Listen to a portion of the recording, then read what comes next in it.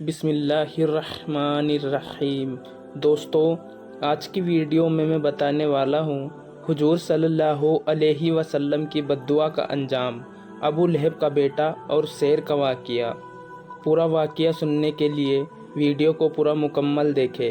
اگر ویڈیو پسند آئے تو ویڈیو کو لائک شیئر ضرور کریں، اور اگر آپ میرے چینل پر نئے ہوں تو میرے چینل TTS اسٹوری کو سبسکرائب کریں۔ تو چلیے ویڈیو کو شروع کرتے ہیں۔ دوستو، ابو لہب ویسے تو دنیا داری کے طور پر حضور نبی کریم صلی اللہ علیہ وسلم کا چاچا لگتا تھا۔ ابو لہب حضور نبی کریم صلی اللہ علیہ وسلم کا چاچا ہونے کے باوجود آپ صلی اللہ تعالی علیہ وسلم کے ساتھ اتنی دشمنی کا مظاہرہ کرتا تھا کہ باقی سب مخالف اس کے مقابلے میں کچھ بھی نہیں تھے۔ یہی نہیں دوستو، اس کی بیوی بھی اپنی بدبخت میں تمام حدیں فلانگ جاتی تھی۔ جب سورہ نازل ہوئی تو ابو لہب نے اپنے بیٹے اتب سے کہا کہ اگر تو نے محمد صلی اللہ علیہ وسلم کی بیٹی کو طلاق نہ دی تو میرا تیرا کوئی واسطہ نہیں۔ اس نے آپ صلی اللہ علیہ وسلم کی صاحبزادی حضرت رقیہ رضی اللہ عنہ سے شادی کر لی تھی، مگر ابھی رخصتی نہیں ہوئی تھی۔ چنانچہ اس نے حضرت رقیہ رضی اللہ عنہ کو جدا کر دیا۔ اس کے بھائی کا نام طیبہ تھا۔ اس کی شادی آپ نبی کریم صلی اللہ علیہ وسلم کی دوسری بیٹی حضرت ام کلثوم رضی اللہ تعالی عنہا سے ہوئی تھی، اور اس کا ارادہ ملک شام جانے کا تھا۔ جانے سے پہلے طیبہ نے کہا، میں پہلے محمد صلی اللہ علیہ وسلم کے پاس جاؤں گا اور ان کو اپنے ریپ کے معاملے میں بتاؤں گا۔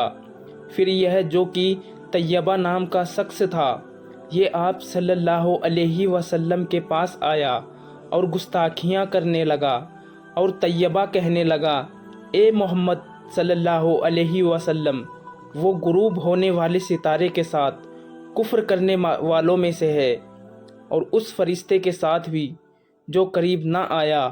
پھر اس بدبخت نے حضور نبی مصطفیٰ صلی اللہ علیہ وسلم سے گستاخی انداز میں پیشگی کی، یعنی گستاخانہ انداز میں ان سے پیش آیا، اور آپ صلی اللہ علیہ وسلم کی صاحبزادی کو طلاق دے کر واپس کر دیا۔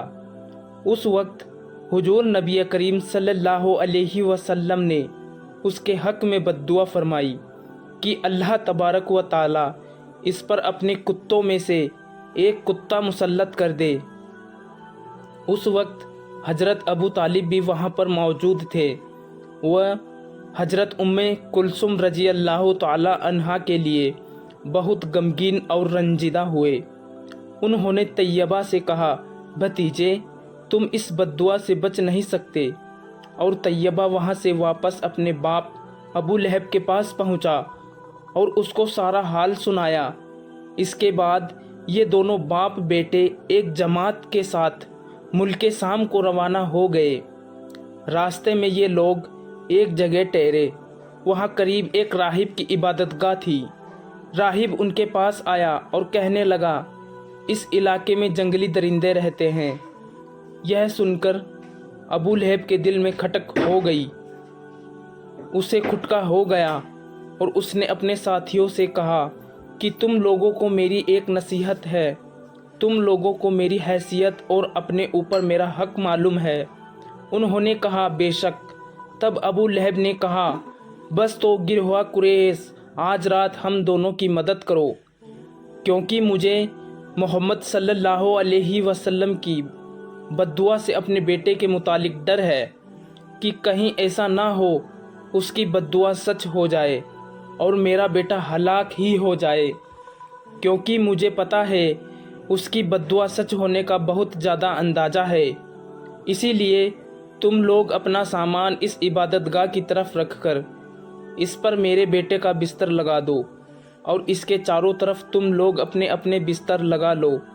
ان لوگوں کے اندر کیونکہ ابو لہب کا بہت رعب اور دبدبہ تھا، تو ان لوگوں نے ابو لہب کی بات نہیں ٹالی، اور ابو لہب کی بات پر عمل کرتے ہوئے انہوں نے ایسا ہی کیا، اور پھر اپنے اونٹوں کو اپنے چاروں طرف کر کے بٹھا دیا اور اس طرح طیبہ کی پاس بنی نگرانی کرنے لگے۔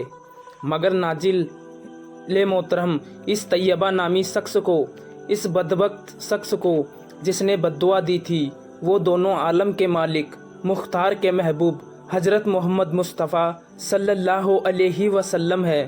اور دوستو، حضور نبی کریم صلی اللہ علیہ وسلم کی جو پیش کی گئی تھی، اللہ تبارک و تعالیٰ اس کے کتوں میں سے تیرے اوپر ایک کتا مسلط کر دے، وہ پوری ہوئی۔ اور اچانک رات میں ایک شیر وہاں پر آ گیا اور تمام لوگ جو ابو لہب کے لڑکے کے آس پاس سوئے ہوئے تھے، ان تمام سوئے ہوئے لوگوں کو سونگھنے لگا، یہاں تک کہ وہ طیبہ کے پاس پہنچا اور اس کو چیر پھاڑ ڈالا۔ ایک روایت میں ہے کہ شیر نے طیبہ کا سر پھاڑ دیا، ایک روایت میں ہے کہ شیر نے طیبہ کے پاس پہنچ کر اپنی دم اٹھائی اور اس پر چھلانگ لگا کر پوری طاقت سے اس طیبہ کو بھی مار ڈالا۔ طیبہ نے اپنی آخری سانس لیتے ہوئے کہا، کیا میں نے تم سے نہیں کہا تھا کہ محمد مصطفیٰ صلی اللہ علیہ وسلم اپنے لہجے میں تمام انسانوں سے زیادہ سچے ہیں؟ اتنا کہہ کر وہ بدبخت مر گیا۔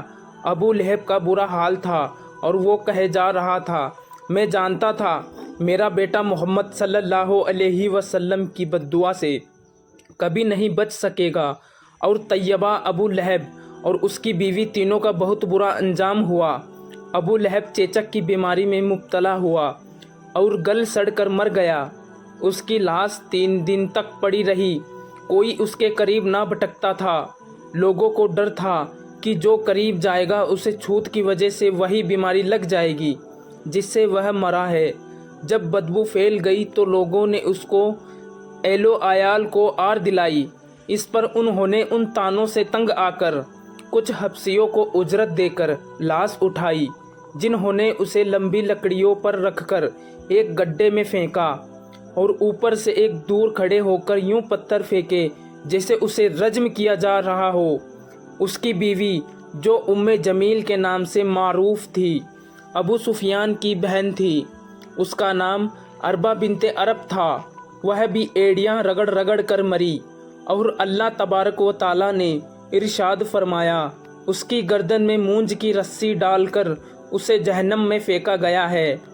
وہ اپنے قیمتی ہار پر فخر کیا کرتی تھی اور ڈینگے مارتی تھی کہ میں یہ قیمتی ہار بیچ کر محمد صلی اللہ علیہ وسلم کی مخالفت میں لگا دوں گی۔ اللہ تبارک و تعالیٰ نے اس کی گردن میں وہ توپ ڈالا جس سے شیطان بھی پناہ مانگتا ہوگا۔ اسلام کا دامن کتنا وسیع ہے اور نبی پاک صلی اللہ علیہ وسلم کے حوصلے کتنے بلند ہے کہ آپ کے بدترین دشمن بھی جب سچی توبہ کر کے آپ کے پاس آئے تو آپ نبی کریم صلی اللہ علیہ وسلم نے کسی کو ہار نہیں دلائی، بلکہ ان کے قابل اسلام پر آپ خوشی سے سرشار ہو گئے۔ بدتر سے بدتر دشمنوں کی اولاد آپ کے پاس آئی تو آپ صلی اللہ علیہ وسلم نے انہیں دھتکارنے کی بجائے سینے سے لگایا۔ ابو لہب کے بیٹے نے حالت کفر میں اپنے باپ کے زیر اثر پر آپ نبی کریم صلی اللہ علیہ وسلم کی بیٹی کو طلاق دے دی تھی، تاہم اس کی کوئی گستاخی تاریخ میں مذکور نہیں۔ جس طرح اس کے بدبخت بھائی کی ہرجہ رسائی اوپر منگول ہے، لیکن فتح مکہ کے موقع پر آپ صلی اللہ علیہ وسلم کے چچا جان حضرت عباس رضی اللہ عنہ اسے اور اس کے بھائی کو لے کر آپ صلی اللہ علیہ وسلم کی خدمت میں حاضر ہوئے۔ ان دونوں نے قبول اسلام کی خواہش ظاہر کی تو آپ صلی اللہ علیہ وسلم بہت خوش ہوئے اور اپنے چاچا حضرت عباس رضی اللہ عنہ کو بھی مبارکباد پیش کی، جنہوں نے اپنے بھتیجے کو کفر کی جلالت سے نکال کر اسلام کی روشنی میں لا کھڑا کیا تھا۔ دوستو، یہاں پر واضح ہے کہ ابو لہب کی بیٹی درہ بنت ابو لہب فتح مکہ سے بھی پہلے ہجرت کر کے مکہ سے مدینہ پہنچی اور اسلام قبول کر لیا۔ آپ صلی اللہ علیہ وسلم نے اس کی بہت تعظیم اور توقیر کی اور اسے اپنے گھر میں مہمان بھی رکھا۔ یہ ابو لہب کی بیٹی تھی، مگر آپ صلی اللہ تعالی علیہ وسلم فرما رہے تھے، میری بہن آئی ہے، میری بہن کو خوشامدید، مرحبا۔ امید کرتا ہوں آپ کو ویڈیو پسند آئی ہوگی۔ اگر پسند آئی ہے تو ویڈیو کو لائک شیئر ضرور کریں، اور اگر آپ میرے چینل پر نئے ہو تو میرے چینل TTS اسٹوری کو سبسکرائب کریں، تاکہ میں آپ لوگوں کے لیے سچے اور اچھے اسلامک بیانات ویڈیو لاتا رہوں۔ خدا حافظ۔